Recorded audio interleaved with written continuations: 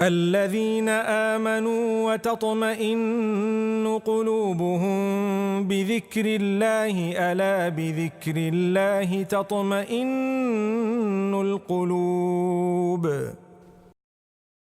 نحمدہ و نصلی علی رسولہ الکریم اما بعد۔ پیارے بھائیوں، آج کا عنوان ہے حضرت ابراہیم علیہ السلام کی سیرت۔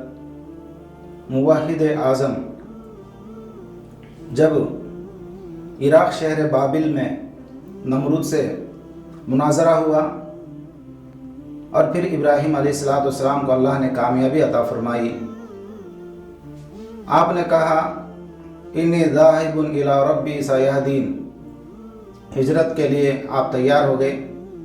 نمرود نے شہر سے نکل جانے کا جب حکم جاری کیا تو ابراہیم علیہ السلام اپنے ساتھ حضرت لوط علیہ السلام کو لے کر ملک شام پہنچے۔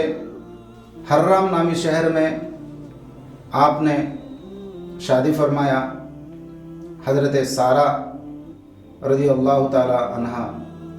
تینوں ایمان والے تھے اور پورا شہر ملک شام ستاروں کی عبادت کرنے والا، چاند کی عبادت کرنے والا، سورج کی عبادت کرنے والا۔ شریعت محمدیہ میں قرآن کہتا ہے لا تسجدوا للشمس ولا للقمر واسجدوا للہ الذی خلقہن ان کنتم ایاہ تعبدون۔ وحدانیت کے پیروکار حضرت ابراہیم علیہ السلام نے حران کے نجوم پرست لوگوں کو دعوت و تبلیغ کرنا شروع کیے۔ سورہ انعام میں اللہ تعالیٰ فرماتے ہیں کہ ابراہیم علیہ السلام پر ہم نے آسمان کے وہ دروازے کھول دیے جہاں سے ستارے، چاند، سورج آسان کے ساتھ نظر آتے ہیں۔ اللہ تعالیٰ فرماتے ہیں ابراہیم علیہ السلام نے کہا کہ یہ اس طرح غروب ہو جانے والے، چھپ جانے والے ستارے میرا رب کیسے ہو سکتے ہیں؟ پھر دوسرے دن ابراہیم علیہ السلام نے اس قوم کو سمجھانے کے لیے پھر لے گئے۔ چاند کو دکھا کر ابراہیم علیہ السلام نے کہا اگر یہ میرا رب ہے، یہ چاند بھی غروب ہو جا رہا ہے کہ غروب ہو جانے والا میرا خدا کیسے ہو سکتا ہے؟ تو پھر ابراہیم علیہ السلام سورج کی طرف اشارہ کرتے ہیں اور پھر ابراہیم علیہ السلام نے کہا یہ میرا بڑا خدا ہے۔ سورج کیونکہ بڑا ہوتا ہے چاند سے بھی، ستاروں سے بھی، تو کہا کہ یہ اگر خدا ہے تو مشرق سے نکل کر پھر مغرب میں ڈوب گیا، تو ایسا ڈوب جانے والا، غروب ہونے والا میرا خدا کیسے ہو سکتا ہے؟